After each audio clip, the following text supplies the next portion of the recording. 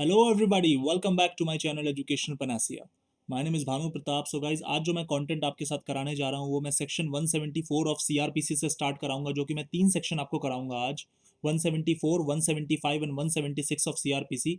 तो अगर अभी तक आपने मेरे चैनल को सब्सक्राइब नहीं किया तो गाइज प्लीज मेरे चैनल को सब्सक्राइब जरूर कर लें और बेल आइकन जरूर प्रेस करें ताकि आपको रेगुलर मेरे वीडियोस की नोटिफिकेशंस मिलती रहे। और एक बार डिस्क्रिप्शन को जरूर चेक करें, क्योंकि वहां पे मेरे चैनल के अभी तक के जितनी भी वीडियोस मैंने अपलोड करी हैं उन सब का मैंने प्लेलिस्ट बना दिया है और उसको अकॉर्डिंगली मैंने प्लेलिस्ट का लिंक दे रखा है। आप वहां से चेक कर सकते हैं। मेरी वीडियो सीआरपीसी की वीडियो नंबर 45 है और वहां पे इससे पहले की 44 वीडियो सीरीज में और सीक्वेंस में आपको सेक्शन बाय सेक्शन एक एक जजमेंट के साथ, एनालिसिस ऑफ द सेक्शंस के साथ मिल जाएगी। और लेबर लॉस का कंटेंट आप लोगों को आइडिया है कि मेरे चैनल पे आपको मिल जाएगा। तो आज जो मैं सेक्शन 174 में आपको कराना चाहता हूँ, सेक्शन 173 पे मैं तीन चार वीडियोस बना चुका हूँ, जिसमें मैंने काफी बारीकी से चीजों को 173 की जो फाइनल पुलिस रिपोर्ट की थी वो मैंने एक्सप्लेन किया। तो आप मेरा कॉन्टेंट देख सकते हैं, डिस्क्रिप्शन में लिंक है, देखिए। सेक्शन 174 जो है वो आपका इनफैक्ट इंक्वेस्ट की बात करता है। अब हमें जरा ये समझना पड़ेगा कि सीआरपीसी में ये इंक्वेस्ट होता क्या है। देखिए, इंक्वेस्ट एक तरीके का एक फॉर्मल इन्वेस्टिगेशन है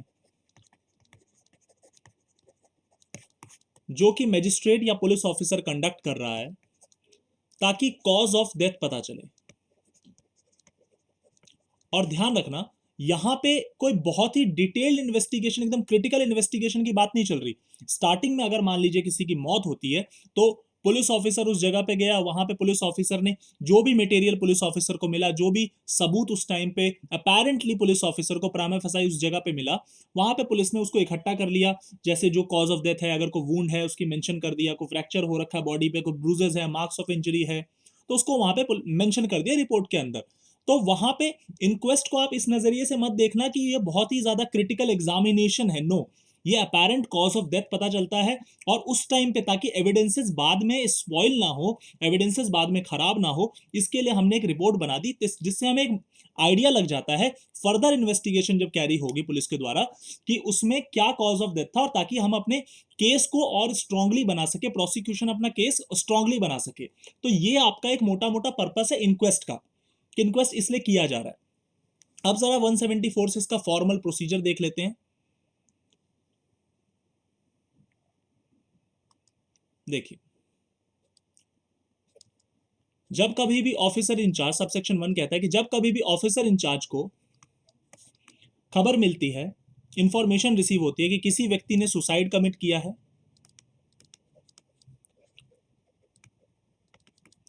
या फिर किसी ने किसी को मार दिया है,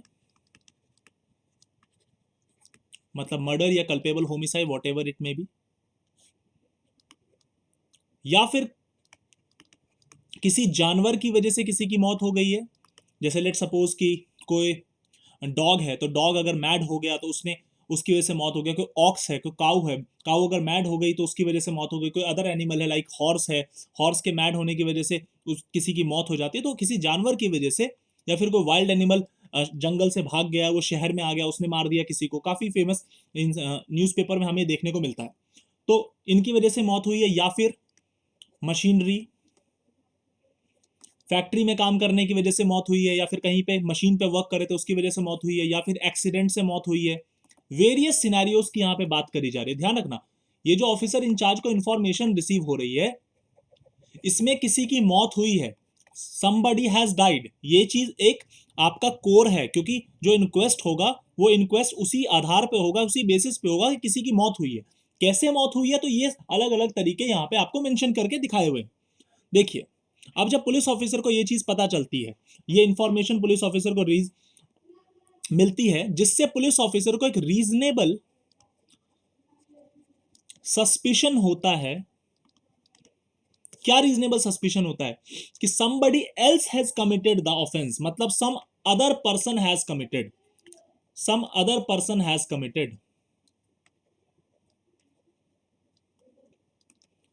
अभी एसएसआर का रिसेंटली केस जब चल रहा था, उसके अंदर जब पूरे साल अभी एसएसआर का जो केस चला है, तो उस वाले केस में सुसाइड कमिट हुआ ऐसी खबर आई, but there was a reasonable suspicion that somebody else has committed the offense। तो वहां पे उसके बाद इंक्वेस्ट कंडक्ट कराया जाता है और मान लीजिए किसी दूसरे केस में भी कि अगर मान लीजिए किसी के एक्सीडेंट में भी मौत होती है और there is a reasonable suspicion कि जिन सर्कमस्टांसेस में वो मौत हुई है उससे एक शक जाहिर होता है। रीजनेबल का कोई डेफिनेशन नहीं है, reasonable depends upon the facts and circumstances of the case. तो उससे एक शक जाहिर होता है कि हाँ किसी और कोई और व्यक्ति इस काम को कर सकता है, इसकी मौत में किसी और व्यक्ति का हाथ हो सकता है। तो उस केस के अंदर जिस ऑफिसर इंचार्ज को इंफॉर्मेशन रिसीव हुई है उसकी सबसे पहला जो ड्यूटी बनती है that he will immediately give intimation to the nearest executive magistrate. मैं शॉर्ट फॉर्म में लिख रहा हूं, नियरेस्ट एग्जीक्यूटिव मजिस्ट्रेट, कि जैसे ही ये इंफॉर्मेशन एक ऑफिसर इंचार्ज को, देखिए सीरीज बनाइए, और जैसे ही ऑफिसर इंचार्ज को ये इंफॉर्मेशन रिसीव हुई और जिससे एक रीजनेबल सस्पिशन उसके ऑफिसर इंचार्ज के मन में आया कि हाँ कोई और व्यक्ति, जो फैक्ट्स उसके पास है, मन में नहीं, जो फैक्ट्स उसके पास है उसके आधार पे अगर उसको ये सस्पेशन हुआ तो वो सबसे पहले आपके एग्जीक्यूटिव मजिस्ट्रेट को, जिसके पास इंक्वेस्ट को करने की पावर है, एग्जीक्यूटिव मजिस्ट्रेट के पास, the person who is empowered in this section, executive magistrate के पास जिसके पास इंक्वेस्ट को कंडक्ट करने की पावर है, उसको इंटीमेशन दिया जाएगा। उसके बाद क्या होगा, step number second, he shall proceed to the place जहां पे वो ऑफेंस हुआ, जहां पे वो घटना हुई है, जहां पे उस व्यक्ति की मौत हुई है, जहां पे वो डिसीज्ड पाया गया है, उस जगह पे प्रोसीड किया जाएगा। और प्रोसीड करने के बाद एक प्राइमा फेसी एक इन्वेस्टिगेशन करा जाएगा। प्राइमरी इन्वेस्टिगेशन की तरह आप इसको ट्रीट कर लीजिए कि वहां पे जो भी नियर बाय व्यक्ति हैं, जो भी रेसिडेंट आसपास के रेजिडेंशियल इलाके में रहते हैं, अगर उनसे, जिस व्यक्ति की मौत हुई है उनसे कोई क्लोज है, उनका कोई रिलेटिव है, तो उनसे पूछताछ करी जाएगी। और पूछताछ किस वे में करी जाएगी कि सबसे पहले अपेरेंट कॉज ऑफ डेथ देखा जाए, जो वहां पे लोग बता रहे हैं। अगर कोई वुंड्स हैं, कोई फ्रैक्चर है, ब्रूजेस हैं, कोई मार्क्स ऑफ इंजरी है, तो उसको नोट किया जाए। क्योंकि ये जो स्टार्टिंग में देखिए, अगर आप क्रिमिनल लॉ को पढ़ रहे हैं तो आपको एक चीज पता होगी कि जब कभी भी कोई ऑफेंस कमिट होता है ना, तो आप पुलिस मौकाए वारदात पे जितनी जल्दी पहुंचेगी वो प्रोसिक्यूशन के केस को बनाने के लिए उतना ही इंपॉर्टेंट और उतना ही ज्यादा वाइटल रोल प्ले करता है। रीजन बीइंग कि जब पुलिस वहां पे जल्दी पहुंचेगी तो there are probabilities that police might be able to get, that the police might be able to gather the vital evidences which might lead to the prosecution of the accused। तो ये चीज बड़ी important हो जाती है। इसीलिए police एक apparent cause of death बनाते वक्त जल्दी से जल्दी उस जगह पे पहुंच के ये सारी चीजें अपनी प्रिलिमिनरी इन्वेस्टिगेशन के अंदर नोट डाउन कर देती है। अगर इसके अलावा कोई वेपन मिलता है, कोई ऐसा मार्क मिलता है बॉडी पे जिससे लगे कि नहीं इस जगह पे अटैक किया गया है, लेट सपोज कि किसी का गला रेत दिया गया, तो अब उस केस के अंदर वहां पे अगर गले पे अगर कोई मार्क आ रहा है तो जिससे लग रहा है कि नहीं किसी शार्प वेपन से उसको मारा गया है, तो वो चीज पुलिस अपने उस प्रिलिमिनरी इन्वेस्टिगेशन में जब जगह पे पहुंच रही वहां पे पुलिस उसको मेंशन कर देगी। ठीक है, अब उसको रिपोर्ट को पुलिस ऑफिसर साइन करेगा,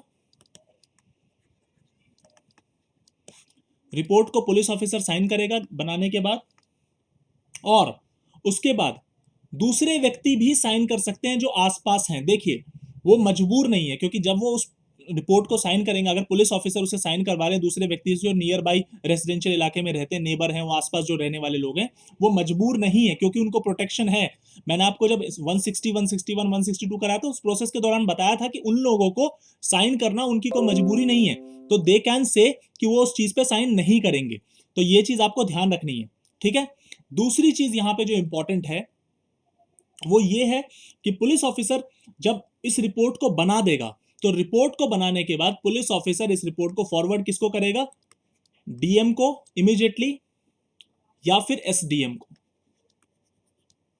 डीएम या फिर एसडीएम को पुलिस ऑफिसर इमीडिएटली इस चीज को फॉरवर्ड कर देगा। अगली चीज देखिए,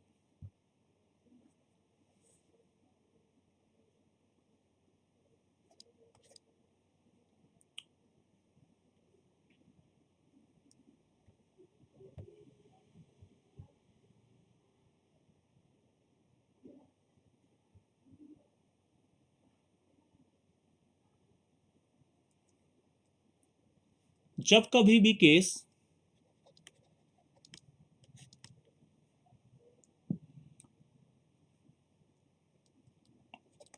एक वुमेन के सुसाइड का हो